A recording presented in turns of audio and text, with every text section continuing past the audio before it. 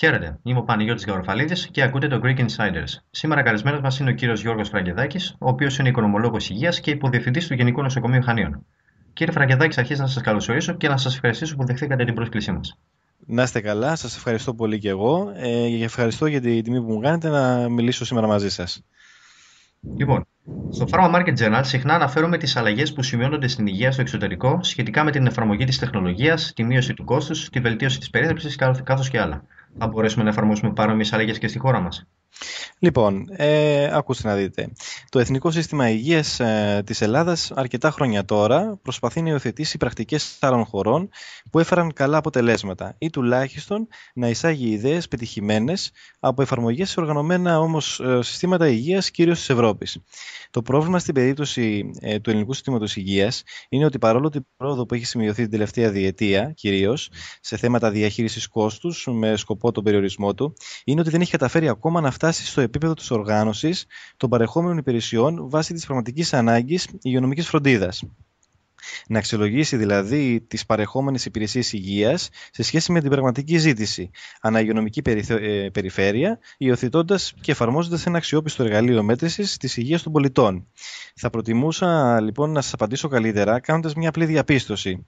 Ας πράξουμε τα αυτονόητα πρώτα, όπως για παράδειγμα ανακατανομή των παρεχόμενων υπηρεσιών υγείας βάσει των πραγματικών υγειονομικών αναγκών, ετήσια αξιολόγηση στην άσκηση της ιατρικής πρακτικής, ανακλινική και αναγιατρό, έλεγχο της νοσηλείας στην εισαγωγή του ασθενούς από ένα κατάλληλο ελεκτικό μηχανισμό, να έχουμε ιατρική βασισμένη σε αποδείξεις, το γνωστό evidence-based medicine, Ναι, και όχι εμπειρική ιατρική, κυρίως στα επίγοντα περιστατικά, καθώς και η υιοθέτηση των κλινικών πρωτοκόλων για το ιατρικό και νοσηλευτικό προσωπικό. Πράγματα που ήδη έχουν δουλευτεί, που ήδη υπάρχουν, απλά δεν εφαρμόζονται. Οι προτάσεις λοιπόν του εξωτερικού θα έχουν νόημα και θα είναι δυνατόν να εφαρμοστούν όταν πλέον υπάρχουν τα προηγούμενα, τα οποία σίγουρα έχουμε το κατάλληλο ανθρώπινο δυναμικό να τα εφαρμόσει. Με την προϋπόθεση, βέβαια, εκτός των άλλων, και της βούλησης της πολιτικής ηγεσίας και της αλλαγής κουλτούρας του δημόσιου χαρακτήρα που επικρατεί σε αρκετές περιπτώσεις. μάλιστα. Νομίζω ότι ήταν αρκετά σαφή στο δεύτερο μέρος, άρα θα πρέπει να γίνουν κάποια συγκεκριμένα πράγματα προτού προβούμε στις επόμενες αλλαγές. Να γίνονται αυτονόητα. Ωραία. Εν τω μεταξύ, η επόμενη μου ερώτηση αφορά αυτό ακριβώς. Αν οι εμπλεκόμενοι φορείς, γενικότερα οι γιατροί, οι νοσηλευτές, οι managers, στην Ελλάδα γνωρίζουν τα νέα δεδομένα στον χώρο. Υπάρχει το κατάλληλο εκπαιδευμένο προσωπικό που θα μπορέσει να τις υλοποιήσει? Μμμ. Λοιπόν, ένα από τα μεγαλύτερα ζητήματα στον χώρο της υγείας είναι και αυτό της έλλειψης οργανωμένης εκπαίδευσης των στελεχών της. Η χρήση νέας τεχνολογίας από το ιατρικό προσωπικό, οι νέες ιατρικές πρακτικές ή καινοτομίες στην νοσηλευτική φροντίδα των ασθενών γίνονται γνωστά συνήθως μόνο μέσω της συμμετοχής σε συνέδρια ή την ανάγνωση επιστημονικών περιοδικών. Κάτι το οποίο όμως δεν είναι υποχρεωτικό και σίγουρα όχι αρκετό για να εφαρμοστούν αυτές οι νέες ιδέες. Η ενημέρωση και η διαρκής εκπαίδευση των επαγγελματιών υγείας στη δημόσια υγεία δεν αποτέλεσε προτεραιότητα τα προηγούμενα χρόνια. Αυτή είναι μια πραγματικότητα. Στην πρώτη μου ερευνητική εργασία του 2003, την οποία κατέθεσα ανεπίσημα στο Υπουργείο Υγείας, με την οποία πρότεινα την υποχρεωτική παρακολούθηση σεμιναρίων τουλάχιστον 2 φορές το χρόνο, με σκοπό τη μετεκπαίδευση των στελεχών του Υπουργείου σε θεματικά αντικείμενα που υποστηρίζουν την ειδικότητά τους. Η πρότασή μου αυτή περιλάμβανε θεματικούς κύκλους εκπαίδευσης για κάθε επαγγελματία υγείας, από το διορισμό του και μετά, και παράλληλα τη δημιουργία ενός μητρώου εκπαίδευσης υπαλλήλων, το οποίο θα παρακολουθεί κάθε νοσοκομείο χωριστά και κατ' επέκταση το Γραφείο Εκπαίδευσης Υγειονομικής Περιφέρειας, το οποίο υφίσταται σε κάθε υγειονομική περιφέρεια, έτσι. Στόχος λοιπόν ήταν ταυτόχρονα με την εκπαίδευση των επαγγελματιών υγείας σε θέματα που σχετίζονται με την εργασία τους να λειτουργήσει και ένας μηχανισμός πιστοποίησης των γνώσεών τους.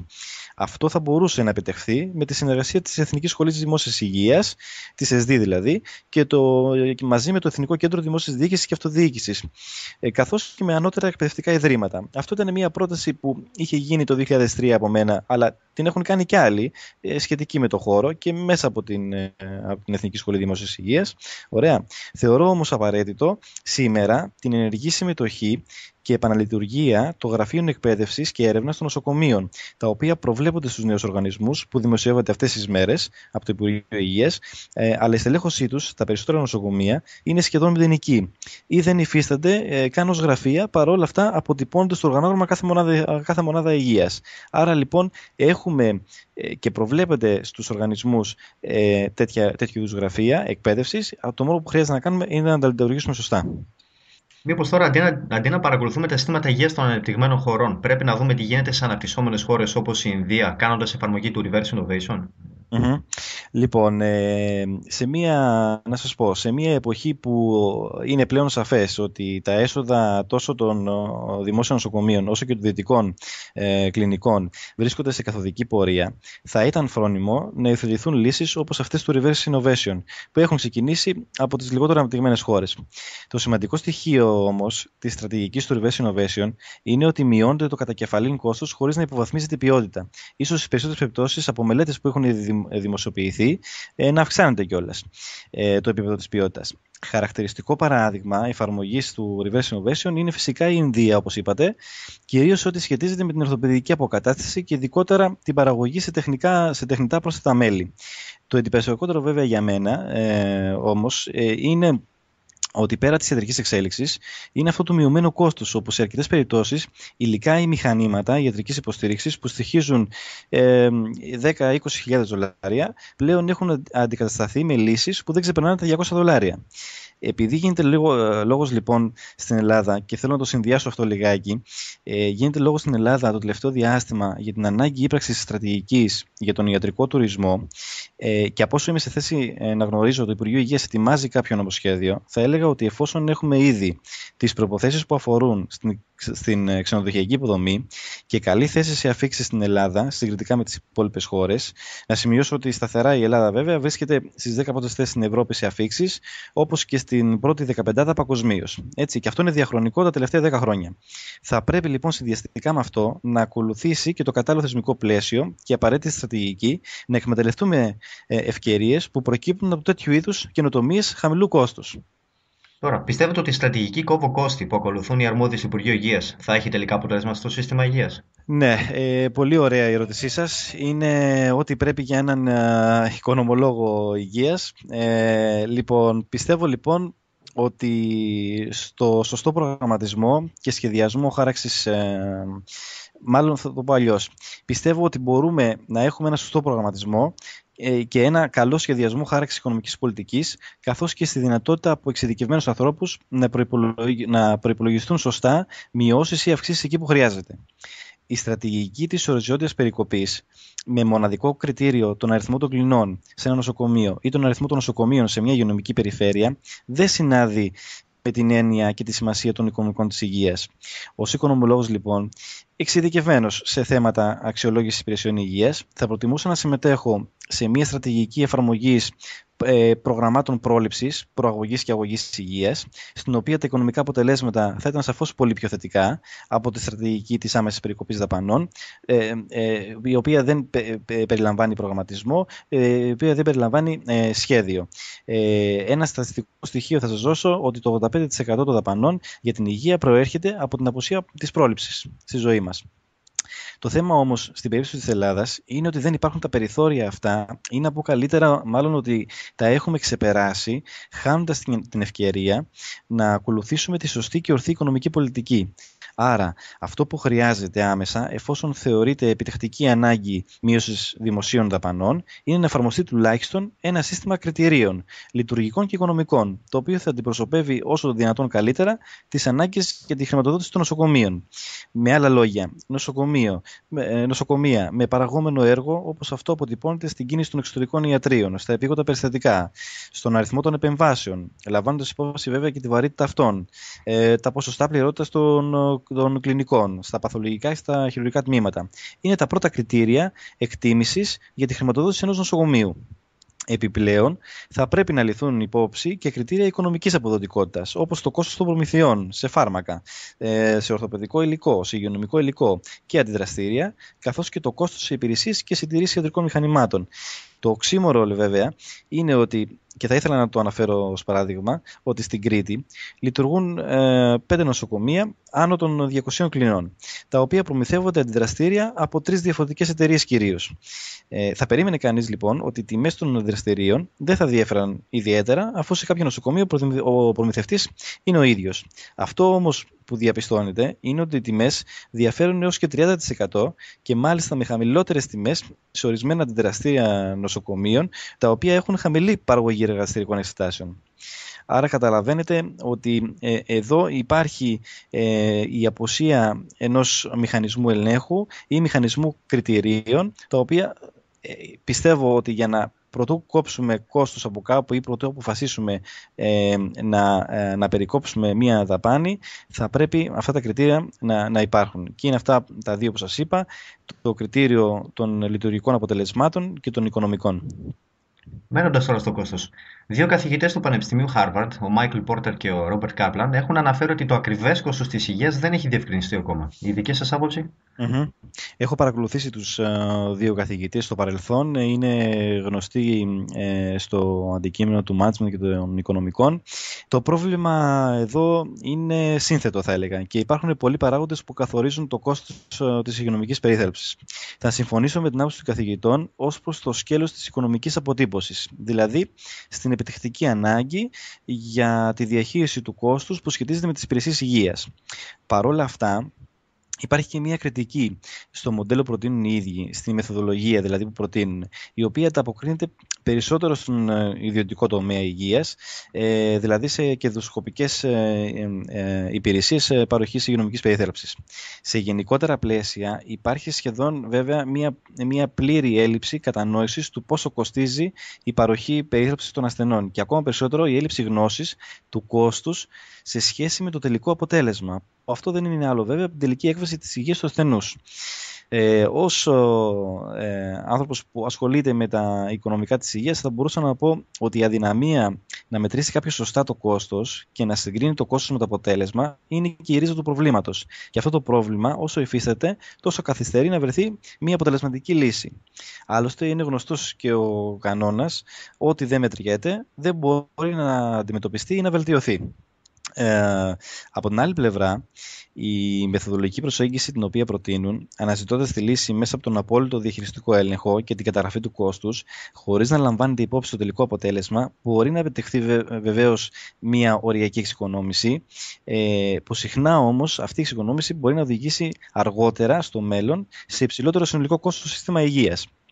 Θεωρώ λοιπόν ότι στόχος για κάθε υγειονομικό σύστημα είναι η βελτίωση της ποιότητας των υπηρεσιών που παρέχονται στους ασθενείς. Η ποιότητα μετριέται από την άποψη των αποτελεσμάτων που επιτυχάνονται στους ασθενείς για κάθε ευρώ που δαπανάτε. Ωραία. Δεν είναι ο αριθμός των παρεχόμενων υπηρεσιών ή διαφορετικά να το πω αλλιώς ο όγκος των υπηρεσιών που έχει σημασία, αλλά η ποιότητα. Με άλλα λόγια, περισσότερη φροντίδα και πιο ακριβή δεν είναι απαραίτητος η καλύτερη φροντίδα που μπορούμε να λάβουμε. Άρα λοιπόν η προσωπική μου άποψη είναι ότι θα πρέπει να υπάρχει αρχικά διαφάνεια στις δαπάνες και τα έσοδα από κάθε περιεχόμενη υπηρεσία, έτσι ώστε οι φορείς που χαράσουν πολιτική να έχουν μια αρχική εικόνα του πραγματικού κόστους ή τουλάχιστον να προσεγγίζουν το πραγματικό κόστος της υγειονομικής περίθαλψης. Το θέμα είναι να μην εστιάζουμε πώς θα κάνουμε τα πράγματα σωστά, αλλά πώς θα κάνουμε τα σωστά πράγματα. Ακριβώς. Στο παρελθόν είχατε αναφέρει ότι οι τιμές των υλικών που αγόραζαν τα νοσοκομεία ήταν σε ορισμένες περιπτώσεις 150 έως 200% μεγαλύτερες αυτών που προμηθευόντουσαν αντίστοιχα νοσοκομεία άλλων ευρωπαϊκών κρατών και προσθέσατε ότι το ελληνικό δημόσιο, το 2011 συγκεκριμένα, πέτυχε μείωση 80% περίπου στις τιμές προμήθειας συγκεκριμένων φαρμάκων. Σήμερα η κατάσταση ποια είναι? Λοιπόν, θα ξεκινήσω την απάντησή μου από λίγο έτσι, κάνοντας μια αναφορά στο πρόσφατο παρελθόν. Η περίοδος 2009-2011 ήταν μια περίοδος γεμάτη στόχους, εφαρμογή μνημονιακών υποχρεώσεων που ακόμα εξακολουθούν να υφίσταται βέβαια, υιοθέτηση σημαντικών παρεμβάσεων στη λειτουργία και τα οικονομικά των νοσοκομείων. Αυτή τη στιγμή δεν είμαι εγώ σε θέση να γνωρίζω πώς έκλεισε το 2012 και ίσως είναι νωρίς ακόμα αφού είμαστε μόλις στις αρχές του 2013 όσον αφορά τα απολογιστικά στοιχεία των νοσοκομείων. Δεν είμαι σίγουρος αν υπήρχε στοχοθεσία και ποια ήταν αυτή μετά τις τελευταίες εκλογές του Ιουνίου. Γιατί όπως καταλαβαίνετε υπάρχει μια νεκρή περίοδος.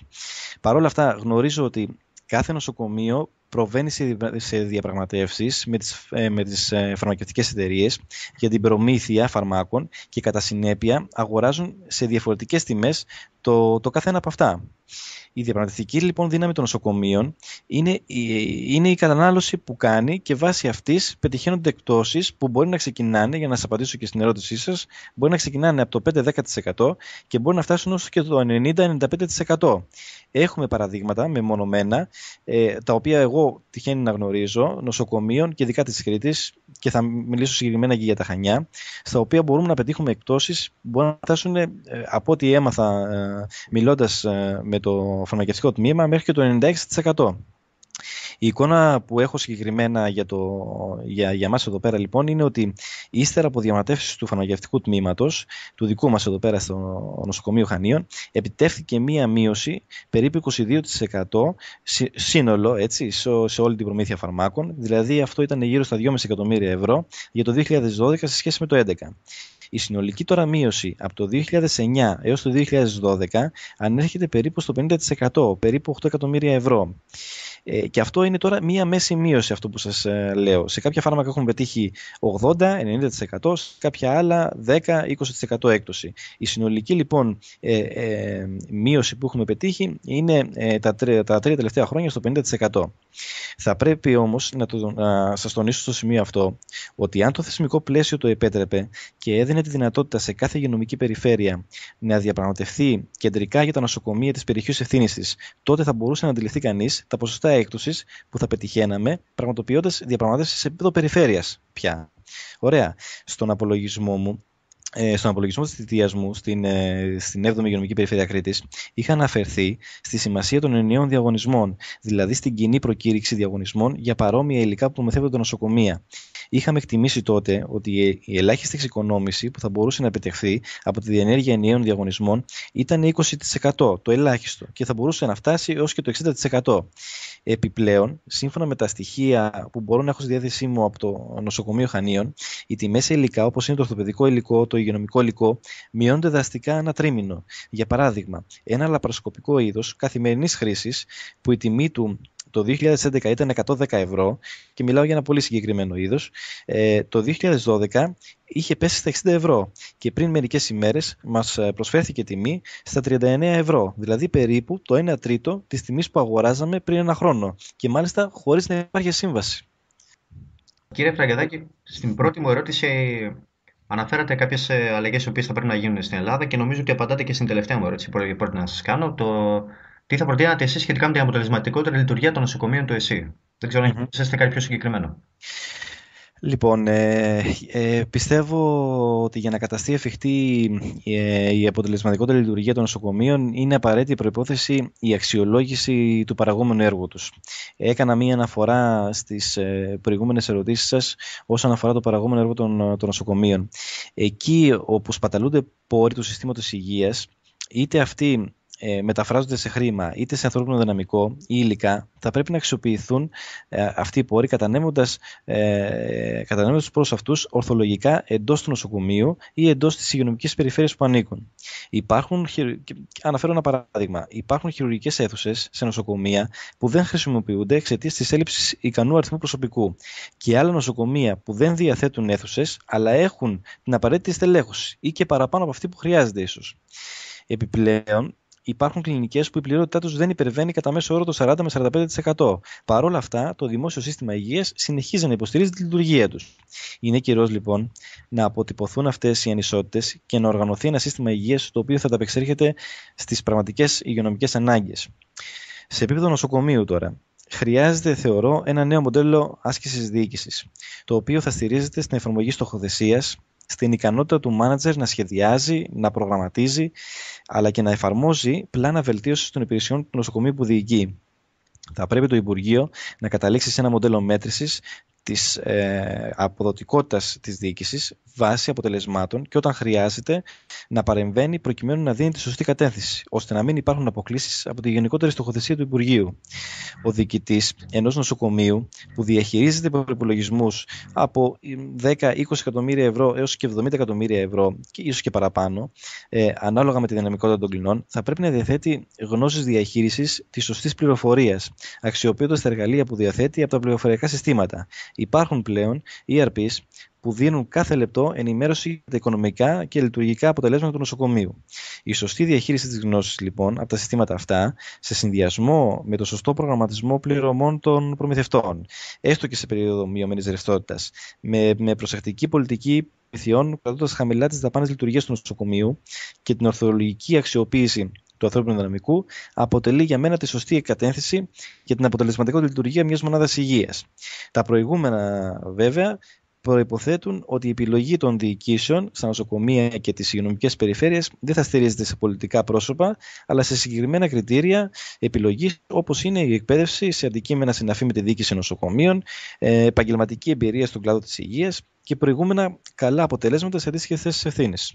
Άρα, σε γενικές γραμμές, θα πρέπει να έχουμε καλύτερη διοίκηση εντός εισαγωγικών, Ναι. αλλά και ίση τοποθέτηση προσωπικού.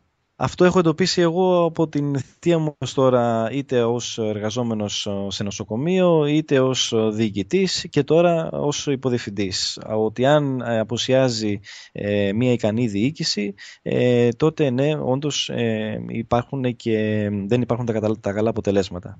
Ή αυτό που θα θέλαμε τουλάχιστον. Μάλιστα. Κύριε Φραγκεδάκη, να σας ευχαριστήσω πολύ που ήσασταν εδώ μαζί μας. Εγώ σας ευχαριστώ. Ευχαριστώ πολύ.